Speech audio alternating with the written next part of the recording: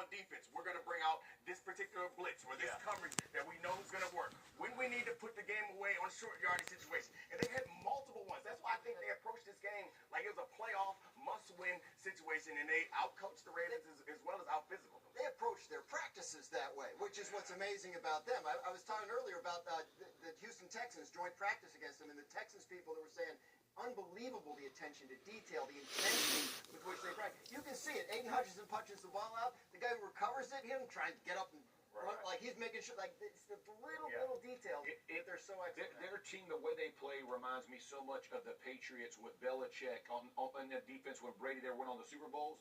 Because when you got to the red zone, they were going to show you something you hadn't seen yet. You get to the goal line, they got something else, right? Like they continually had something, to your point, in their pocket. That's what Detroit seems to do on both sides of the ball. That's how good teams close other good teams out in big games and big moments. You like that phrase, huh? Pocket plays? Yeah, I like that. Cool something weird. I like that. That's a new segment. That's a new segment. Here's what I'll say also. I think it's funny the way everything works out. Like the Eagles, everyone talks about them. They're the best team in the sport. They deserve it. They've won 19 out of 20 games and everything.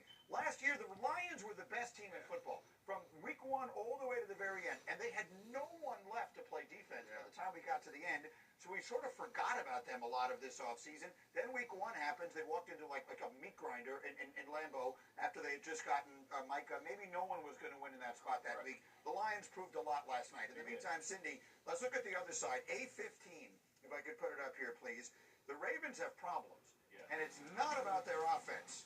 Look at the Ravens' defense. They have the #1 scoring offense in the NFL, but their defense is dead last in total yards allowed.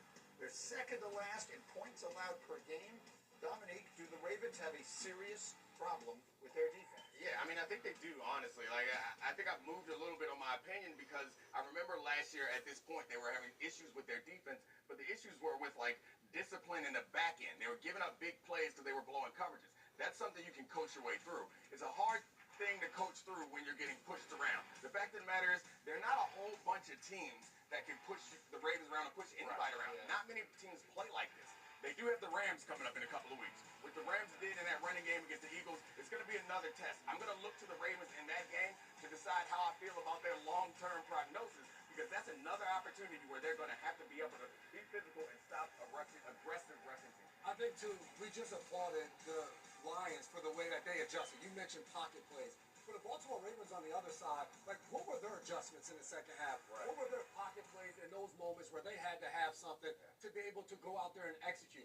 224 yards on the ground. I know